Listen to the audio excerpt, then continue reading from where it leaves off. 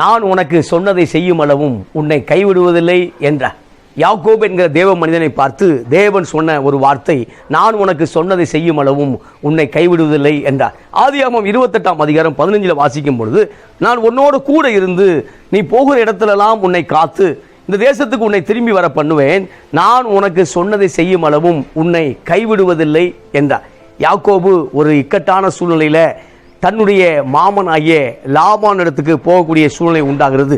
சீரிய தேசத்துக்கு போய் கொண்டிருக்கிறார். எங்க இருந்து? பேர்சபாய் விட்டு பதான் அரமில் இருக்கக்கூடிய சீரிய தேசத்தில் இருக்கக்கூடிய தன்னுடைய மாமாவை சந்திக்கும்படியாக போகிறார்.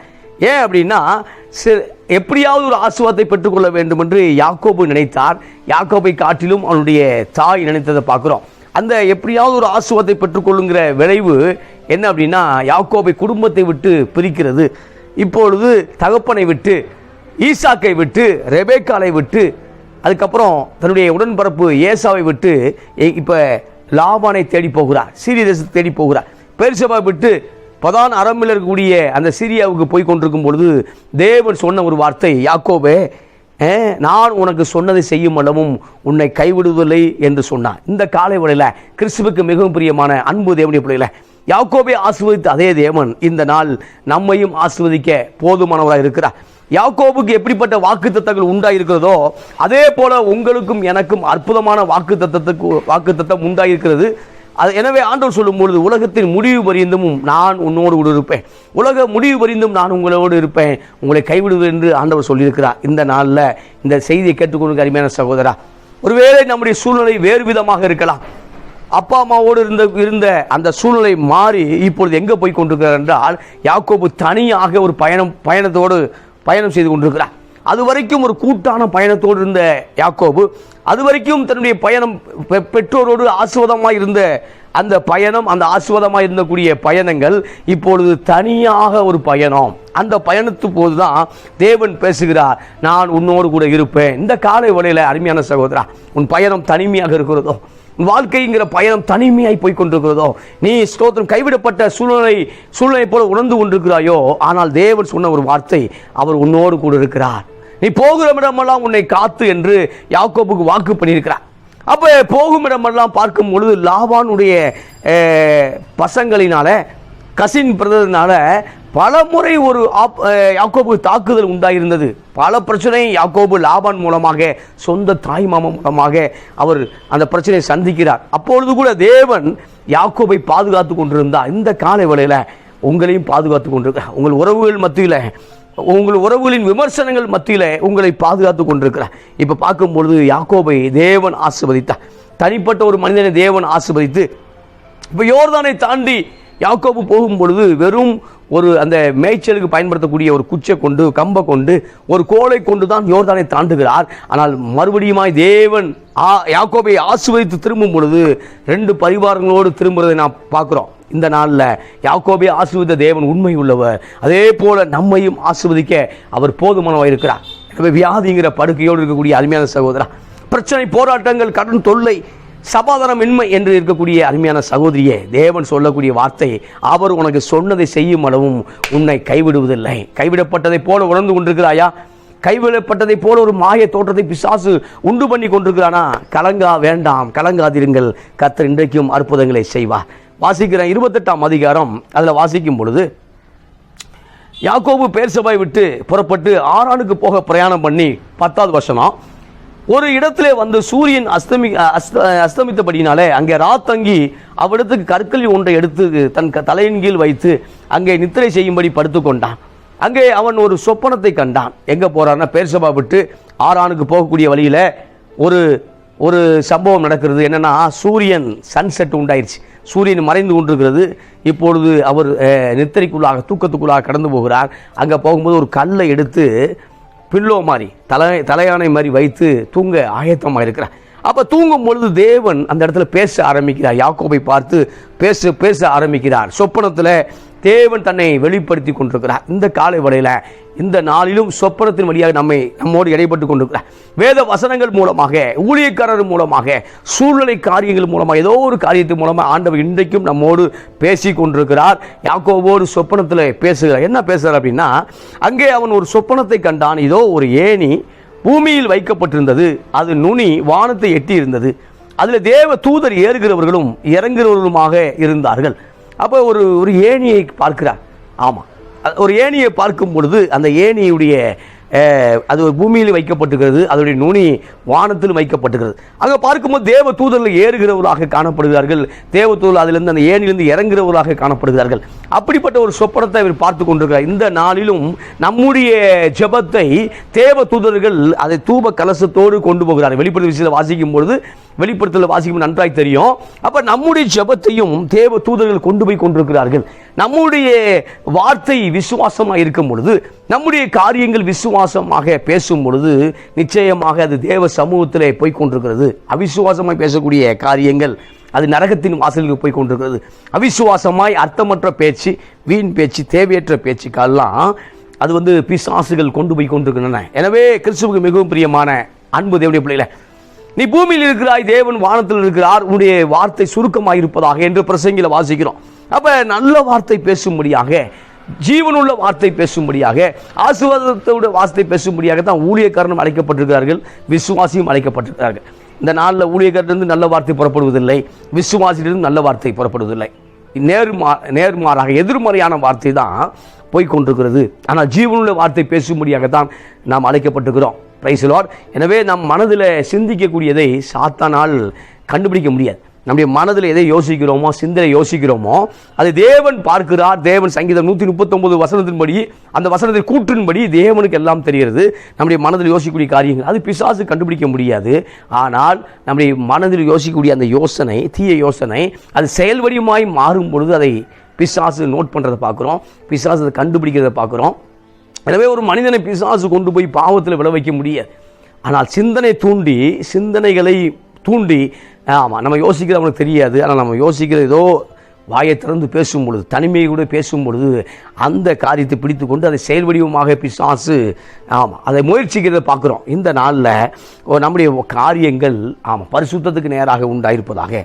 அது மாத்திரமல்ல, சில பேர் பார்க்கும் பொழுது எந்த காரிய முயற்சி எடுத்தாலும் அவர் தோற்று போவதை போல போய் ஜெயிப்பாங்க. எந்த காரியம் எடுத்தாலும் சின்ன காரியமாக இருக்கலாம். அப்போ அவர்கள் யார் இடத்துல அதை பகிர்ந்து கொள்ளும் பொழுது அதில் ஒரு பிரச்சனை உண்டாகிறது. அதில் ஒரு பெரிய போராட்டத்தை அதில் பரிசுத்தவான் பிள்ளைகள், தேவனுடைய பிள்ளைகள் அதிகமாக சந்திக்கிறோம், ஊழியர்களும் சந்திக்கிறோம்.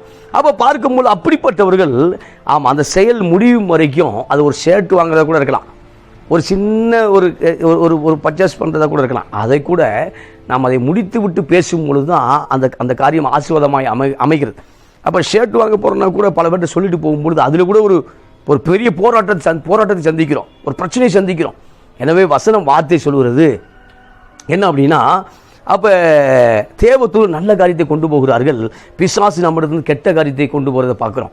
இப்போ அந்த வசனம் சொல்ல போது 28ஆம் அதிகாரம் 18 வாசிக்கிறேன், 13 வாசிக்கிறேன். அதற்கு மேலாக கர்த்தர் என்று, நான் உன் தகப்பனாகிய ஆபிரகாமின் தேவனும் ஈசாக்கின் தேவனும் ஆகிய கர்த்தர், நீ படுத்திருக்கிற பூமியை உனக்கும் உன் சந்ததிக்கும் தருவேன் என்று வாக்கு பண்ணுகிறார். படுத்திருக்கிற பூமி எங்கன்னா பேர்சபாக்கு பக்கத்தில், எங்கன்னா போகக்கூடிய இடத்துல. இப்போ இஸ்ரேல் தேசத்தில் படுத்திருக்கிறாரு. ஆனால் இஸ்ரேல் தேசத்தில் இப்போ இருக்க போகிறதில்ல. ஏன்னா சொத்து பஞ்சாயத்து, அண்ணன் தம்பிகளும் சொத்து பஞ்சாயத்து உண்டாயிருச்சு, பிரச்சனை உண்டாயிருச்சு. எப்படியாவது சேஷ புத்திர பாகத்தை எடுத்துக்கொள்ள வேண்டும் என்று யாக்கோபு விரும்புகிறதுனால ஏசா கொன்று போடக்கூடிய சூழ்நிலை உண்டாகிறது. எனவே அந்த 28ஆம் அதிகாரம் தொடக்கத்தில் வாசிக்கும் பொழுது ஈசாக்கு யாக்கோபை ஆசீர்வதித்து, யாக்கோபுடைய தகப்பனாய் ஈசாக்கு யாக்கோபை ஆசீர்வதித்து, நீ இங்கே இருக்க வேண்டாம், நீ கானானிய தேசத்தில் இப்போ இருக்க வேண்டாம், நீ எங்கே போகணும், நீ லாபான் இடத்துக்கு போ, உன்னுடைய தாயுடைய சகோதரன் வீட்டுக்கு போன்னு சொல்லி ஆசீர்வதித்து அனுப்புகிறார். இப்போ அனுப்பும்போது இந்த தேசத்தில் இப்போ இருக்க முடியல, மறுபடியும் அந்த தேசத்துக்கு வருவதற்கு 20 ஆண்டுகள் ஆனது. பிரியமானவர்களே, 20 ஆண்டுகள் ஆனது. ஏன்னா அங்கே போய் லாபான் தன்னுடைய தாய் மாமாவுடைய மகளை திருமணம் செய்து கொள்கிறான். அந்த திருமணத்துக்காக 2 பெண்களுக்காக 12 ஆண்டுகள் உழைக்கிறதுக்கு பார்க்குறோம். அதுக்கப்புறம் 6 ஆண்டுகள் அவருக்காக உழைக்கிறதை பார்க்குறோம். அதுக்கு முன்பாக எத்தனையோ போராட்டங்கள், 10 முறை சம்பளம் மாற்றி அமைக்கப்படுகிறது, 10 முறை சொந்த தாய் மாமால கைவிடப்படுவதை பார்க்குறோம். ஆனாலும் கர்த்தர் அவனை கைவிடவே இல்லை. Praise the Lord. இந்த நாளில் உறவுகள் கைவிட்டதோ, சொந்த பார்ட்னர் சார், உடன் இருந்தோர் சார் கைவிட்டாங்க. கலங்க வேண்டாம் சகோதரா, கர்த்தர் உனக்கென்று வைத்திருக்கக்கூடிய நன்மைகளை, உனக்கென்று வைத்திருக்கக்கூடிய அந்த ஓட்டத்தை, உனக்கென்று வைத்திருக்கக்கூடிய பரிசு பொருளை ஒருவனும் தட்டி படிக்க முடியாது. ஏனென்றால் அவர் உனக்கு வாக்கு பண்ணியிருக்கிறார். அந்த வாக்கு தத்தத்தை பிசாசு தொடர்ந்து திருடி கொண்டே இருக்க முடியாது. அந்த ஆசீர்வாதத்தை தொடர்ந்து பிசாசு கொண்டு வந்து பறித்து கொண்டே இருக்க முடியாது. நீ சோர்ந்து போகாத, மறுபடியும் இன்றைக்கும் தேவன் அற்புதங்களை செய்ய அவர் போதுமானவர் இருக்கிறார். அப்போ சொல்லும்போது நீ படுத்திருக்கிற அந்த பூமியை தருவேன் என்று ஒரு ஆசீர்வதிக்கிறார், ஒரு வசனத்தை கொடுக்கிறார். நீ படுத்திருக்க பூமியை உனக்கு கொடுப்பேன் என்று வாக்கு தத்தம், ஒரு வாக்குறுதியை கொடுக்கிறார். அது நல்ல வாக்குறுதி. அந்த வாக்குறுதியை யாக்கோபின் சந்ததிகள் பெற்றுக்கொண்டார்கள், யாக்கோபுடைய கோத்திரத்தார் பெற்றுக்கொண்டார்கள். ஏசா அதை பெற்றுக்கொள்ளவில்லை. ஏசா பெற்றுக்கொள்ளவில்லை. ஏசா சேஷ்ட புத்திர பாகத்தை அசட்டை பண்ணிட்டான், ஆசீர்வாதத்தை அசட்டை பண்ணிட்டான். அவன் கண்ணீரோடு தேடியும் அது காணாமல் போகல, கிடைக்கல அவனுக்கு என்று நம்ம எபிரேயரில் வாசிக்கிறோம். அவன் அலட்சியம் பண்ணி, எந்த காலை வேளையில கர்த்தர் கொடுத்த வாக்கு தத்த வார்த்தையில் அலட்சியம் பண்ண வேண்டாம்.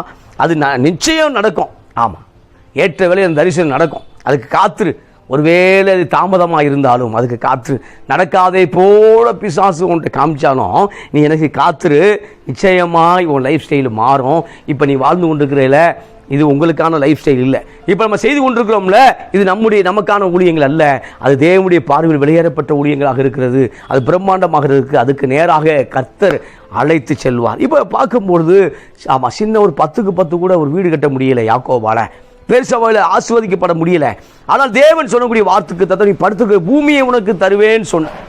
அப்போ பெர்சபாவை விட்டு தன்னுடைய சொந்த குடும்பத்தை விட்டு ஓடி போகிறார். ஆனால் தேவன் சொன்னார், என்னன்னா நான் உன் கூட இருக்கிறேன் அப்படி வாக்கு. அதுக்கப்புறம் தான் சொல்றாரு 14ஆம் வசனம், உன் சந்ததி பூமியின் தூளை போல இருக்கும், நீ மேற்கையும் கிழக்கையும் வடக்கையும் தெற்கையும் பரம்புவாய், உனக்குள்ளும் உன் சந்ததிக்குள்ளும் பூமியின் வம்சம் எல்லாம் ஆசீர்வதிக்கப்படும். Praise the Lord. ஆமென் சொல்லுவோமா? ஆமென். அப்போ யாக்கோபுக்கு சொல்றாரு, ஆபிரகாமுக்கு என்ன சொன்னாரோ, உன் சந்ததி பூமியின் வம்சமெல்லாம் ஆசீர்வதிக்கப்படும் சொன்னாரு. ஆதியாகமம் 12ஆம் அதிகாரத்தில் வாசிக்கிறோம். அந்த வாக்கு தத்தங்கள் ஆசீர்வாதங்கள் யாருக்கு சொல்றாருன்னா யாக்கோபுக்கு சொல்றாரு, ஆபிரகாமுடைய பேரனுக்கு சொல்றாரு. நீ கிழக்கிலும் மேற்கிலும் வடக்கிலும் தெற்கிலும் நீ பரம்புவாய், உன் சந்ததி அது பூமியை சுதந்திரத்துக் கொள்ளும் என்று வாக்கு பண்றதை பார்க்கிறோம். இந்த காலை வேளையில உனக்கு சந்ததியே இல்லைன்னு சொல்லி பிசாசு போய் சொல்லிட்டு இருக்கலாம். உனக்கு சந்ததியே இல்லை என்று சொல்லி கொண்டிருக்கலாம். இல்லை, சந்ததி வராமல் போய்விடுமோ என்று கவலைப்பட்ட ஆபிரகாமுக்கு, சந்ததியே இல்லாமல் போயிடுவோமோ, கொன்றுவாங்களோ நினைச்ச யாக்கோபுக்கு அவங்க தேவன் பழுகி பெருகி செய்தார். இந்த நாளில் நம்முடைய ஊழியங்களை கர்த்தர் பழுகி பெருகி செய்வார். நம்முடைய விசுவாசிகளை ஆசீர்வதித்து பழுகி பெருகி செய்வார். நம்மோடு பயணிக்கிறவர்களுக்கு ஆசீர்வதித்து பழுகி பெருகி செய்வார். இப்போ யாக்கோபுடைய பயணம் தனிமையாய் அல்ல, கர்த்தரோடு இந்த பயணம் உண்டானது. பிரியமானவர்களே, இந்த நாளில் உங்கள் பயணம் தனிமையாக இருக்க வேண்டாம். அதில் யெகோவாவோடு அந்த பயணத்தோடு தொடருங்கள். தேவனோடு அந்த பயணத்தை தொடரும் பொழுது நிச்சயமாக தேவன் ஆசீர்வதிக்க அவர் போதுமானவராக இருக்கிறார். அதுக்கப்புறம் தான் சொல்கிறார், வாக்கு பண்ணுறாரு, நான் உன்னோடு கூட இருந்து நீ போகிற இடமெல்லாம் உன்னை காத்து இந்த தேசத்துக்கு உன்னை திரும்பி வர பண்ணுவேன், நான் உனக்கு சொன்னதை செய்யும் அளவும் உன்னை கைவிடுவதில்லை என்றார். Praise the Lord. கர்த்தருக்கே மகிமை உண்டாவதாக. அப்போ சொல்லும்போது நான் உனக்கு சொன்னதை செய்யும் அளவும் உன்னை கைவிட மாட்டேன், உன் கூட இருப்பேன்னு ஒரு பெரிய ப்ராமிஸ் பண்ணுறார். அதே மாதிரி செய்தார் சார். அதே மாதிரி தேவன் கொடுத்தார். இந்த நாளில் அநேகர் நமக்கு வாக்கு பண்ணினார்கள், மறந்து போனார்கள். அநேகர் நமக்கு செட்டில்மெண்ட் பண்ணுறேன்னு சொன்னாங்க, விட்டுட்டு போயிட்டாங்க. ஆனால் தேவன் நமக்கு நல்ல ஒரு செட்டில்மெண்ட்டை வைத்திருக்கிறார். நல்ல ஆசீர்வாதத்துக்கு நேராக நம்மையும் நம்முடைய குடும்பத்தையும் நம்முடைய பிள்ளைகளையும் அவர் கொண்டு போக அவர் உண்மையுள்ள தேவனாக இருக்கிறார். இந்த உண்மையுள்ள தேவனோடு பயணப்படுவதற்கு நீங்களும் நானும் ஆயத்தமாக இருக்கும் பொழுது நிச்சயமாய் ஆசீர்வதிக்கப்பட முடியும். அதில் பார்க்கும்பொழுது யாக்கோபு நித்திரை தெளிந்து விழித்த போது மெய்யாகவே கர்த்தர் இந்த ஸ்தலத்தில் இருக்கிறார், இதை நான் அறியாதிருக்கிறேன் என்றான். அவன் பயந்து, இந்த ஸ்தலம் எவ்வளவு பயங்கரமாக இருக்கிறது, இது தேவனுடைய வீடே அல்லாமல் வேறல்ல, இது வானத்தின் வாசல் என்கிற பேர் வைக்கிறத பார்க்குறோம். இது தேவனுடைய வீடே அல்லாமல் வேறல்ல, வானத்தின் வாசல். யாக்கோபு படுத்திருந்த இடத்துல தான் தேவன் பேசுகிறார். தேவன் பேச போகக்கூடிய இடத்துல யாக்கோபு படுக்கலை. சூப்பர்ல. தேவன் ஒரு இடத்துல பேச போறாருன்னு சொல்லி அங்கே வந்து யாக்கோபு படுக்கலை. யாக்கோபுக்கு எங்கே படுத்து தூங்கினானோ, எங்கே நித்திரை செய்தாரோ அந்த இடத்துல தேவன் பேசினார். இந்த காலை வேளையில் ஓ ஸ்தோத்திரம். உங்கள் சித்தத்தின்படி நீங்கள் அழைக்கப்படலை, அவர் சித்தத்தின்படி நீங்கள் அழைக்கப்பட்டிருக்கிறீங்க.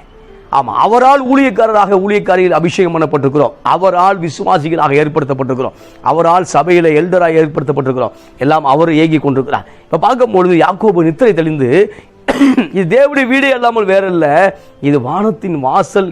ஏன் வானத்தின் வாசல் அப்படின்னா, எங்க படுத்திருந்தானோ அங்கிருந்து எர்த்துக்கும் ஸ்கைக்கும் கனெக்டிங்ல இருந்துகிட்டே இருக்கு, அது டிஸ்கனெக்ட் ஆகலை. அங்கே எங்கே படுத்திருந்தாப்பளையோ அங்கேருந்து யாக்கோபோடு தேவன் தொடர்பிலே இருக்கிறார், தொடர்பு கொண்டே இருக்கிறார். இப்போ யாக்கோபுடைய பயணம் ஆசீர்வதிக்கப்பட்ட பயணமாக இருக்கிறது. எனவே அன்பு மகனே, மகளே, அன்பு சகோதரா, அன்பு சகோதரியே, கிறிஸ்துக்கு மிகவும் பிரியமான அன்பு தேவனுடைய பிள்ளைகளே, உங்களுடைய பயணம் கர்த்தரோடு இருப்பதாக. தனிமையாய் பயணப்படுகிறேன் என்று கவலை கொள்ள வேண்டாம். கர்த்தரோடு நீங்கள் பயணப்படும் பொழுது, கர்த்தர் என் கூட இருக்கிறார் என்று விசுவாசத்தோடு ஊழியத்தில் பயணப்படும் பொழுது, கர்த்தர் என் கூட இருக்கிறார் என்று நீங்கள் உங்களுடைய ஒர்க்கில் பயணப்படும் பொழுது, உங்களுடைய பிஸ்னஸில் பயணப்படும் பொழுது, உங்களுடைய சின்ன ஒரு காரியத்தையும் கர்த்தர் ஆசீர்வதித்து அதை பெருக செய்ய அவர் போதுமானவராக இருக்கிறார். நிச்சயம் மாற்றத்தை தருவார். ஏமாற்றத்தோடு இருக்கக்கூடிய அமர்ந்திருக்கக்கூடிய அருமையான தங்கச்சி, உன் வாழ்க்கை மாற்றத்துக்குள்ளாக தேவன் ஸ்தோத்திரம், நீ எவ்வளவு நினைக்கிறாய் அதை காட்டிலும் பிரம்மாண்டமான மாற்றத்துக்குள்ளாக தேவன் கொண்டு போவா. உடனே அவன் பயந்து, இந்த ஸ்தலம் எவ்வளவு பயங்கரமாக இருக்கிறது, பயங்கரம். ஏன்னா நேரடியாக தேவனுடைய வார்த்தையை கேட்டுக்கொண்டிருக்கிறான். இந்த நாள் நாம் நேரடியாக தேவனுடைய வார்த்தையை கேட்டுக்கொண்டிருக்கிறோம். சில காரியத்தை தேவன் பேசுறதில்லை. சில காரியத்தெல்லாம் பேசுகிறாரு, சில இழப்புகளை குறித்து தேவன் பேசுவதில்லை. என்ன உடனே தேவன் மேலே ஒரு மனத்தாங்கல் உண்டாகிறது, எரிச்சல் உண்டாகிறது. அதை விட்டுட்டு இழப்பை தாங்கிக் கொள்ள முடியாதுன்னு தான் அவர் பேசாமல் இருக்கிறார். இழப்பை குறித்து நம்மோடு அவர் பேசினார்னா நம்ம என்னைக்கு செத்து போயிருப்போம், உயிரோடு இருந்திருக்க மாட்டோம். அதனால் சில இழப்புகளை தேவன் நம்மோடு பேசுவதில்லை. ஆனால் இழப்புகளை தாண்டி வருவதற்காக கிருபை செய்திருக்கிறார். அந்த இழப்பை மேற்கொள்ளக்கூடிய அபிஷேகத்தையும் வல்லமையும் தந்திருக்கிறார். எனவே இந்த நாளில் இழப்பை குறித்து அருமையான சகோதரியை, அருமையான சகோதரா, இழப்புகளை குறித்து புலம்பிக் கொண்டிருக்கிற தேவனுடைய மக்களை, தேவன் சொன்ன வார்த்தை, மறுபடியும் நீ ஆசீர்வதிக்கப்படுவாய், நீ மறுபடியும் நடத்தப்படுவாய், நீ மறுபடியும் தேவனால் அடுத்த லெவலுக்கு நகர்த்தப்படுவாய். இங்கே பார்க்கும்பொழுது இப்போ யாக்கோபுடைய பயணம் அடுத்த லெவலுக்கு நகர்த்தப்பட்டு கொண்டிருக்கிறது. Praise the Lord. அடுத்த லெவலுக்கு யாக்கோபுடைய பயணம் ஆசீர்வதிக்கப்பட்டது. ஆமென். இப்போ பார்க்கும்போது அதிகாலையில் யாக்கோபு எழுந்து தன் தலையின் கீழ் வைத்திருந்த அந்த கல்லை எடுத்து அதை தூணாக நிறுத்தி அதுக்கு மேல் எண்ணெய் வார்த்து, இப்போ ஒரு அடையாளம் வேணுமே, தேவனோடு பேசின இடத்துக்கு அடையாளம் வேண்டுமேன்னு சொல்லி அந்த எண்ணெயில் அந்த ஒரு கல்லை எடுத்து அந்த கல்லை எண்ணெயை வார்த்ததை பார்க்குறோம். இன்றைக்கும் பல இடங்களில் அந்த மாதிரி ஒரு கல்லை எடுத்து எண்ணெயை வார்த்துறாங்க. பார்த்து அது ஒரு கடவுளாக அந்த இடத்துல நிலைநிறுத்ததை பார்க்குறோம். அதை குறித்து நான் விவரமாக பேச விரும்பலை. அப்போ ஒரு கல்லை எடுத்து என்ன செய்யறான்னா அதில் எண்ணெயை ஊற்றிக்கிறார். ஊற்றி அந்த இடத்துல வச்சுட்டு போயிட்டார். இதை யாக்கோபு அன்னைக்கு செய்தார், இன்னைக்கு நம்ம மக்கள் செய்து கொண்டிருக்கிறத பார்க்குறோம். அப்போ அதிகாலையில் யாக்கோபு எழுந்து அந்த கல்லை அழிச்சிட்டு போகிறாரு. அந்த ஸ்தலத்துக்கு பெத்தேல் என்று பெயரிட்டான். அதற்கு முன்னே ஊருக்கு லூஸ் என்று பேர் இருந்தது. அப்போ அந்த ஊர் மக்கள் அந்த ஊருக்கு வச்சிருந்த பேர் லூஸ். Title Luz. அப்போ லூஸு அது பெத்தேலாக மாறுது. Praise the Lord. லூஸ்ங்கிற காரியங்கள் பெத்தேலாக தேவனுடைய வீடாக மாறுகிறது. அன்பு சகோதரா, இந்த நாளில் நாம் பைத்தியமாக இந்த உலகம் நம்மை கருதி கொண்டிருக்கலாம். நம்ம லூஸாக நம்முடைய சொந்த பந்தங்கள் இனங்கள் கருதி கொண்டிருக்கலாம். ஆனால் தேவனுடைய பார்வையில் நீயும் நானும் பெத்தேலாக இருக்கிறோம். அந்த ஊருக்கு அதுக்கு முன்பாக லூஸ் என்று பேர். இப்போ தேவன் யாக்கோபை சந்தித்ததுனால, யாக்கோபு தேவனை சந்தித்ததுனால இப்போ என்ன வைக்கிறார் அப்படின்னா பெத்தேல்ங்கிற பேர் வைக்கப்படுவதை பார்க்குறோம். பெத்தேல் தேவனுடைய வீடு, தேவனோடு இணைக்கப்படக்கூடிய இடம். அந்த பெத்தேல் வைக்கும் பொழுது அந்த இடத்துல ஒரு பெரிய ஒரு ஆசீர்வாதம் உண்டாகிறது. அதற்கு முன்னே அந்த பட்டண மக்கள் எல்லாம் லூஸாக இருந்தார்கள். லூஸ், அந்த பட்டணத்தின் பேரே லூஸ் தான். ஆனால் தேவன் அதை பெத்தேலாக மாற்றினார். இந்த காலை வேளையில் அருமையான சகோதரா, அருமையான சகோதரியே, நீ பைத்தியமாக எண்ணப்பட்டு கொண்டிருக்கலாம். உலகத்தின் பார்வையிலே பைத்தியமாக எண்ணப்பட்டு கொண்டிருக்கலாம். தேவனுடைய பார்வையில நீங்களும் நானும் விலையேற பெற்றவர்களாக இருந்து கொண்டிருக்கிறோம். எனவே ஸ்தோத்திரம், கவலை கொள்ள வேண்டாம். இப்ப பெத்தேலுங்கிற பேர் வைத்ததை என்ன செய்யறோம் பார்க்கிறோம். அப்பொழுது யாக்கோபு, தேவன் என்னோடு கூட இருந்து நான் போகிற இந்த வழியிலே என்னை காப்பாற்றி உண்ண ஆகாரமும் உடுக்க வஸ்திரமும் எனக்கு தந்து என்னை என் தகப்பன் வீட்டுக்கு சமாதானத்தோடு திரும்பி வர பண்ணுவார் என்னால் கர்த்தர் எனக்கு தேவனாய் இருப்பார் அப்படின்னு சொல்லி ஒரு பொருத்தனை பண்ணுறதை பார்க்குறோம். மறுபடியும் கர்த்தர் என்னை இந்த தேசத்துக்கு திரும்பி வர பண்ணுவார் என்றால், நான் போகக்கூடிய இடத்துல சாப்பாடை கொடுப்பார் என்றால், நான் போகக்கூடிய இடத்துக்கு எனக்கு தேவையான ட்ரெஸ்ஸை கொடுப்பாருன்னா கர்த்தர் எனக்கு தேவனாய் இருப்பார். நான் நிறுத்தின இந்த சிலை, இந்த தூண் தேவனுக்கு ஒரு வீடாகும், அது ஒரு அடையாளமாகும் என்று சொல்லி அவர் செய்ததை என்ன செய்கிறோம் பார்க்குறோம். அந்த பொருத்தனை பண்ண வேண்டிய அவசியமே இல்லை. ஏன்னா அதுக்கு முன்பாகவே தேவன் யார் ஆசீர்வதிச்சிட்டார் அப்படின்னா, அதுக்கு முன்பாகவே வாக்கு பண்ணிட்டார். நீ போகிற இடமெல்லாம் உன்னை காப்பேன்னு சொல்லிட்டார். இப்போ இந்த பொருத்தனை தேவையற்றது, ஆனால் அது அவனுக்குரிய தைரியத்துக்காக செய்யப்பட்டது. யாக்கோபுக்கு இது தேவையற்றது. என்னன்னா அதுக்கு முன்பாகவே வாக்குத்தத்தம் 28ஆம் அதிகாரம் 5:15 பேசிட்டார். நீ போகும் இடமெல்லாம் உன்னை காப்பேன்னு சொல்கிறாரு, திரும்பி வர பண்ணுவேன்னு சொல்கிறாரு, உன் சந்ததி பெருகும்னு சொல்லிட்டாரு. அதுக்கப்புறம் அவன் நீ பரம்புவான்னு சொல்லிட்டாரு. இதெல்லாம் பண்ணிட்டார். இது எல்லாமே ப்ராபர்ட்டி கொடுத்துட்டார். கூடயே இருப்பேன்னு சொல்லிட்டார். கூடயே இருக்கிறது பெரிய காரியம். தேவன் கூட இருக்கிறதே பெரிய காரியம். அதெல்லாம் சொல்லிட்டாரு. ஆனால் சொன்ன போது கூட யாக்கோபு தன்னுடைய மனத்துக்காக, தன் மனதின் ஆறுதலுக்காக என்னை கர்த்தர் திரும்பி வர பண்ணுவாரா என்றால் ஆம், அவர் எனக்கு தேவனாக இருப்பார், இது சாட்சியாக இருக்கும். அப்படி இப்படின்னு சொல்கிறத என்ன செய்கிறோம் பார்க்குறோம். நான் போகிற இந்த வழியில் என்னை காப்பாற்றி இந்த உண்ண ஆகாரமும் உடுக்க வஸ்திரம் எனக்கு தந்து இப்படிலாம் சொல்கிறத பார்க்குறோம். இது அவருடைய ஒரு விருப்பத்துக்காக, ஒரு இதுக்காக. ஆமாம், நம்மளும் பல நேரம் தேவனை திருப்திப்படுத்துவதற்காக ஏதோ ஒன்று செய்து கொண்டிருக்கிறோம். ஆமாம், அதில் திருப்தி அடைஞ்சிடுவார். இல்லை நம்ம ரட்சிக்கப்படுவதற்கு நம்ம எந்த கிரையும் செலுத்தவே இல்லை. ஆனால் ரட்சிக்கப்பட்டோம், தேவனுடைய கிருபை. இப்போ சில நேரம் நாம் அவருக்காக அவரோடு அதிகமாக டைம் ஸ்பெண்ட் பண்ணுறதுக்காக பாஸ்டிங் இருக்கலாம், நல்லது. ஏதோ ஒரு காரியம் செய்வது நல்லது. ஆனால் நாம் அதை தேவன் திருப்தி பற்றுவார் அப்படிங்கிறத நம்ம நினைக்கக்கூடாது. ஏன்னா அதுக்கு முன்பாகவே யாக்கோபுக்கு வாக்குத்தத்தம் வந்துருச்சு, நான் காத்துக்கொள்வேன், உன்னை நடத்துவேன், உன்னுடைய தகப்பனாகிய ஆபிரகாம் தேவன், உன் தகப்பனாகிய ஈசாக்கின் தேவன் சொல்லி தன்னை வெளிப்படுத்திட்டார். ஆனால் மறுபடியும் ஒரு ஆசீர்வாதத்துக்கு நேராக இதெல்லாம் மறுபடியும் ரீகன்ஃபார்ம் பண்ணிக்கிட்டே இருக்கார் யாக்கோப். ஆமாம், அது ஒரு தப்புன்னு சொல்ல முடியாது, தப்பு இல்லைன்னு சொல்ல முடியாது. அது ரீகால் பண்ணுறாரு. ஸ்தோத்திரம். அப்போது மறுபடியும் பார்க்கும்போது யாக்கோபு பிரயாணம் பண்ணும்போது தேசத்தில் போய் சேர்க்கிறாங்க. ஆண்டவர் ஆசீர்வதிக்க ஆரம்பிக்கிறாரு. லாபான்கிற மாமாவோட பல போராட்டங்கள், பிரச்சனை வந்து கொண்டிருந்தது, பல பஞ்சாயத்துகள் வந்திருந்தது. ஆனாலும் தேவன் சொன்ன வாக்குத்தத்தம் நிச்சயமாகவே அற்புதமாகவே யாக்கோபுடைய வாழ்க்கையில் நிறைவேறிவிட்டது. பல பிரச்சனை போராட்டங்கள் வரும்பொழுது தேவ தூதர்கள் யாக்கோபை சந்தித்தார்கள். தேவனோடு அவர் மேற்கொண்டதை பார்க்குறோம். மறுபடியும் யாக்கோபுடைய பேர் இஸ்ரவேலாக மாற்றப்பட்டது. அவருடைய மனம் மாறும் பொழுது தான் ஒரு ஆசீர்வாதம் மறுபடியுமாய் துவங்குகிறது. அதுக்கப்புறம் யார் கொலை செய்ய வேண்டும் என்று எண்ணத்தோடு இருந்த ஏசா அண்ணன் மறுபடியும் அவரோட ஒப்புரவாகக்கூடிய சூழ்நிலையை பார்க்குறோம். அப்போ பல காரியங்கள் யாக்கோபுடைய வாழ்க்கையில் அவர் சந்தித்தார், பல காரியத்தை இழந்தார், நஷ்டப்பட்டார். ஆனாலும் பெருகச் செய்தார் யாக்கோபை உயர்த்தி அழகு பார்த்தார். ஆமென். இந்த நாளை உங்களையும் என்னையும் தேவன் உயர்த்தி அழகு பார்க்க அவர் போதுமானவர் இருக்கிறார். எனவே அவர் சொன்னதை செய்யும் அளவும், யாக்கோபுக்கு என்ன சொன்னாரோ அந்த பர்பஸை சொன்னதை செய்யும் அளவும் யாக்கோபை கைவிடவில்லை. இந்த நாள் உங்களையும் உங்கள் குடும்பத்தையும் தேவன் நிச்சயமாகவே கைவிடுவதில்லை. அவர் உங்களோடு கூட இருப்பார், அதை நீங்கள் காண்பீர்கள். ஆமென். எனவே உங்கள் பயணம் யார் கூட இருக்கிறாங்க இல்லையோ கவலைப்பட வேண்டாம், கர்த்தர் கூட இருக்கிறாராங்கிற மட்டும் கன்ஃபார்ம் பண்ணிக்கிட்டே போங்க. தனிமை பயணத்தை தனிமையாகவே இருந்துட வேண்டாம். உங்கள் தனிமையின் பயணத்தில் தேவன் இருப்பாராக, பரிசுத்த ஆவியானவர் இருப்பாராக, குமாரனாய கிறிஸ்து இருப்பாராக. எனவே அவரை பிடித்து கொள்ளும் பொழுது உங்கள் பயணம் நிச்சயமாக அது வெற்றியின் பயணமாக அமையும். அது முடிவு வெற்றியாக இருக்கும், முடிவு ஆசீர்வாதமாக இருக்கும், முடிவு ஜீவனாக இருக்கும், முடிவு எல்லா எதிரிகளும் ஒப்புரவாகக்கூடிய இடத்துல நீங்கள் இருப்பீர்கள். இந்த நாளில் கர்த்தர் உங்களை ஆசீர்வதிப்பாராக. அவர் உங்களுக்கு சொன்ன வாக்குத்தத்தத்தை செய்யும் அளவும் உங்களை கைவிடுவதில்லை, அவர் உங்களை விட்டு விலகுவதில்லை. கர்த்தர் உங்களை ஆசீர்வதிப்பாராக. ஆமென்.